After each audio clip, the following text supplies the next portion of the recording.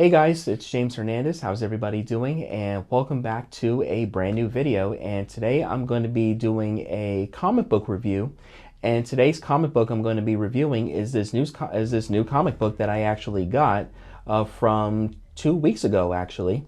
And this one is called Superman Spider-Man. Now, this one is a brand new comic book crossover between Superman and Spider-Man because this is not the first time that Superman and Spider-Man crossed over because back in 1976 there was Superman versus the Amazing Spider-Man that actually started the whole DC versus Marvel crossovers in comics. And then in 1982, I think, there was a sequel called Superman and Spider-Man where Superman and Spider-Man team up to fight the Parasite and Doctor Doom. Whereas in the original comic, Superman and Spider-Man team up to fight Lex Luthor and Dr. Octopus. So I'm here to review this comic book to celebrate the original comics' anniversary. So without further ado, let's get into the story. So basically, this comic is actually written by Mark Waid, and the artist is George Mintz. I hope I'm saying his name right. The colorist is Tommy Mori, and the letterer is Tom Napolitano. Hope I'm saying his last name right. So it first began in New York City, where Dr. Octopus is doing technology work in his lab, and then he is basically chatting with this AI named Discern. And then he also tends to smack the phone with his tentacles, and then he actually was getting a call, and he actually is communicating with Brainiac. So and that is where Dr. Octopus and Brainiac are beginning to team up. So while that's going on, in Metropolis, we see Clark Kent and Peter Parker. They are basically just in the at the Daily Planet, and they are just like talking to each other, and they're basically our friends, and they're basically they actually know that one of them is actually Peter Parker is Spider-Man while Clark is Superman. So what happened is that they arrive at the lab, and then Superman is interacting with the doctor named Dr. Calburn, and Peter Parker is like taking pictures. And then Superman and well, not Superman, but like Clark and Peter, they head out, and then they actually change into their costumes. Clark Kent became Superman while Peter Parker became Spider-Man.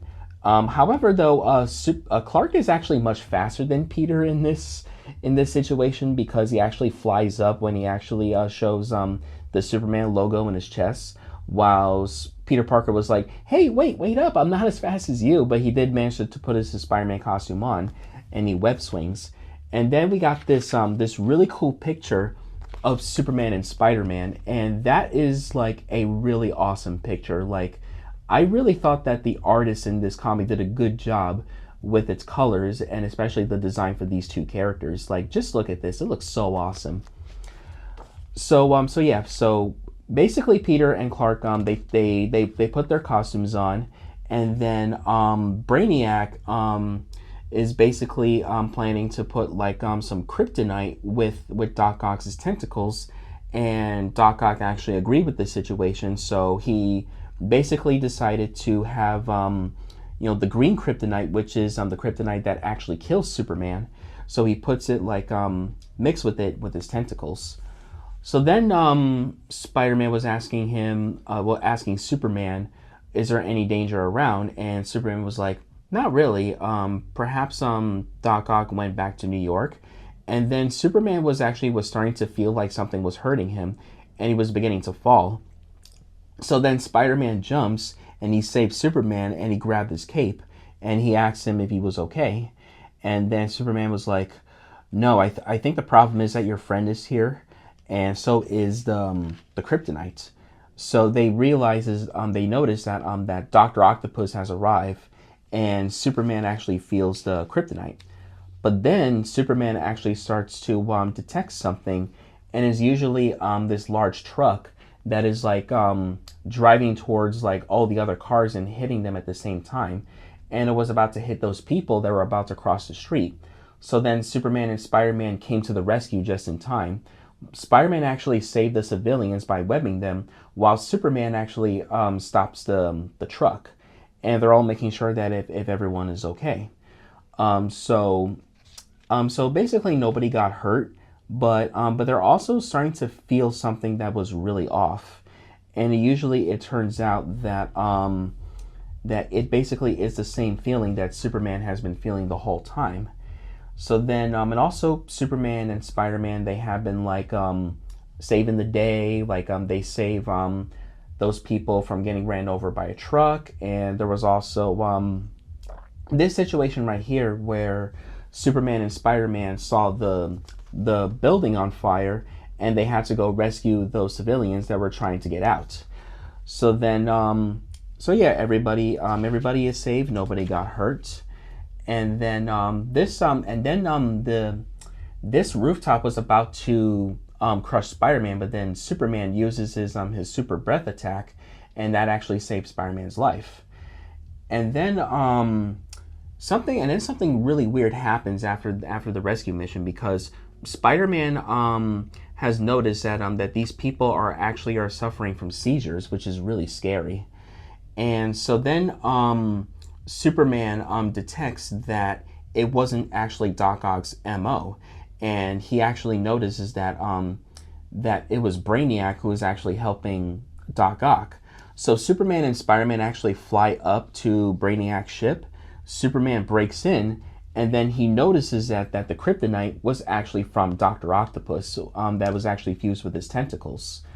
And then Brainiac comes face to face with Spider-Man, so he knows Spider-Man, and then Spider-Man was like, wait a minute, do I know you? Who are you supposed to be?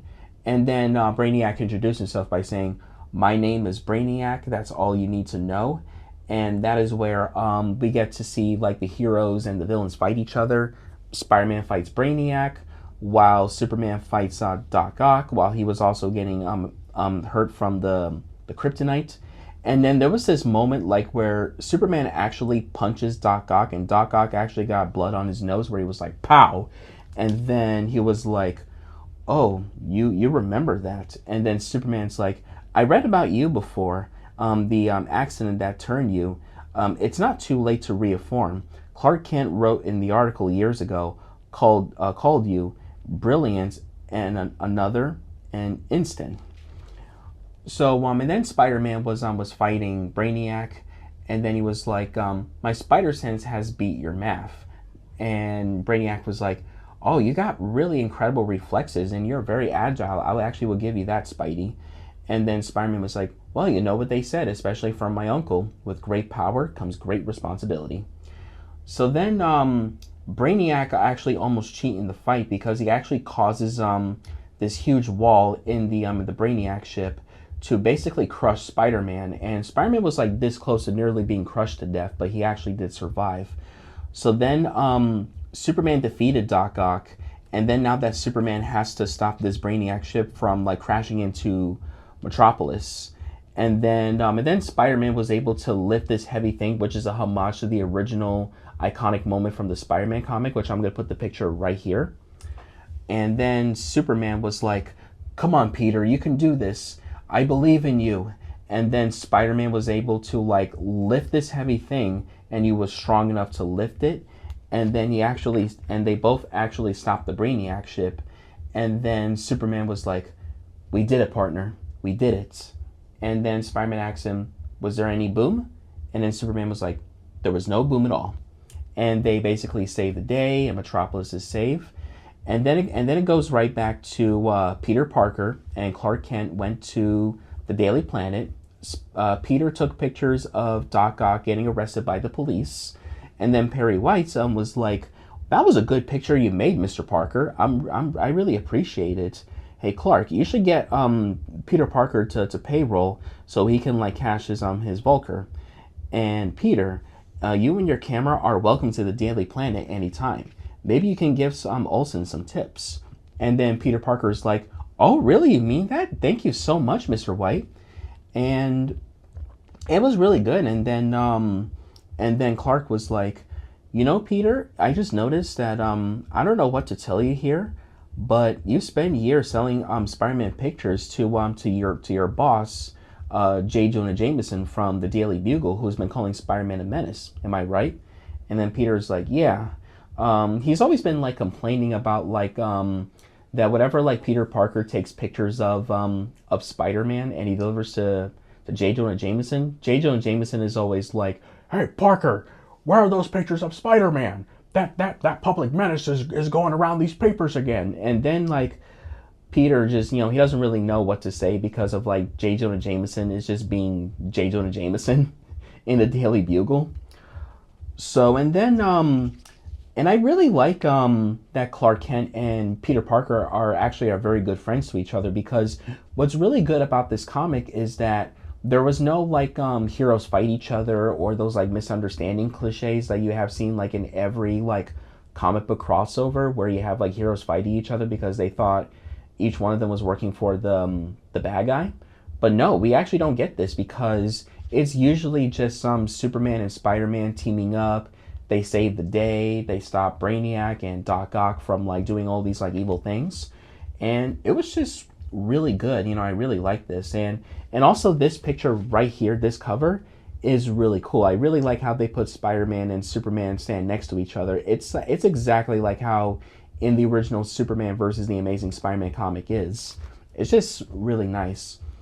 And we also got some like other stories here, which are basically our short stories. They're not really part of the main storyline in this book, but we actually got like a few of them. Like here's an example. Like we got let's see. I'm gonna find the picture for you guys. Let's see. Just hold on for a second, guys. Gotta find some. Okay, here we go. So the other stories that they have here is we got Lois Lane and Mary Jane Watson, and it was called World's Finest. Hey folks, viewer mail time again. Oh, here's one from Sally, age 14. Dear Pig, aren't you interrupting the story at the most suspenseful part? Well, the answer is yes, Sally. Yes, I am. Keep those cards and letters coming. Whoa, what just happened? Oh, hey guys. Sorry about that interruption from that silly advertisement from Barnyard, or I should say Back of the Barnyard. That came out of nowhere. But anyways, yeah, as I was saying, after the main story of Superman and Spider-Man, we got these like other like little mini stories here. The first one is called World's Finest, and that one stars Lois Lane and Mary Jane. And in that story is usually about Spider-Man and Superman saving their girlfriends when they're in the bus in the bridge. And while that's going on, they're actually being attacked by the Sentinel, which it's a robot from the X-Men. So apparently Superman and Spider-Man manages to save Lois Lane and Mary Jane at the same time, while they were also battling the Sentinel robot. And then right at the Sutton, Gambit makes an appearance, which you see him like right here. And that shot of Gambit looks pretty cool, and the artist looks nice. So after the Sentinel is defeated, Superman and Spider-Man, they save Mary Jane and Lois Lane, and they pretty much just like go on a double date with each other. Now for the other mini story we have is Pages, and that one is with Superboy Prime and the Amazing Spider-Man. And the Spider-Man that wears in this storyline is usually the black suit. And it's usually them also doing the same thing, like what Superman and Spider-Man have been doing. Like they have been like saving the day. But there was also this really weird thing where Superboy Prime actually punches, and then it comes to like all of these different types of like time zones of all of these different comics, like the earlier comics, which is really insane. And they were like they actually were encountered by this giant red character, which I'm not familiar on who he is, but he looks like one of those like gods that actually brought like both the Marvel and the DC characters all together in some mixes of the universes. So yeah, that's about it for this one. Actually, no, there's another one. So, and then the next one we got is Superboy with Spider-Man 2099, which is Miguel O'Hara. And that one looks interesting too because not only that we got to see Superboy, but we also got to see Superboy and Miguel O'Hara got into a battle for a while. There was one where Miguel actually shoots his webs at Superboy's eyes, and Superboy was like, "Hey, that's gross." And then these two got into a battle, and then right in the sudden we got to see Terry McGinnis, aka Batman Beyond. And I thought that was really cool that they add Batman Beyond and Spider-Man 2099 into this because these two superheroes are from the future. And also we've seen the battle between these two characters before, like in Death Battle and Cartoon Fight Club and Superpowered Beatdown. And we also got to see the other heroes in the year 2099, and we also got to see the Legion of Superheroes, which is really cool. Next up is this. Actually, no. Okay, so we got the Daily Bugle. Actually, no. We got Jimmy Olsen with Carnage. Now, this one is really interesting because after Jimmy Olsen was in the Daily Bugle, and then Jameson was like, "You better bring me pictures of Spider-Man or you're fired." So then Jimmy Olsen has to do what he has to do, just like Peter Parker. So he takes pictures whenever he sees Spider-Man, and then right all of a sudden he bumps right into Carnage, and Carnage is really threatening, and Carnage is brutally attacking Jimmy Olsen, and then he actually takes like this very brutal picture right here. You see how disturbing this page is, and then he basically takes a picture of Carnage while Jimmy Olsen unfortunately he basically lost his life, which is really, really sad because Carnage is like one of the scariest villains that Spider-Man has ever faced in the comics, and it was due to Cleus Cassidy was being a serial killer right before he bonds with the Carnage symbiote, which is so disturbing. Okay, next one we have is Jonathan Kent and Ben Parker.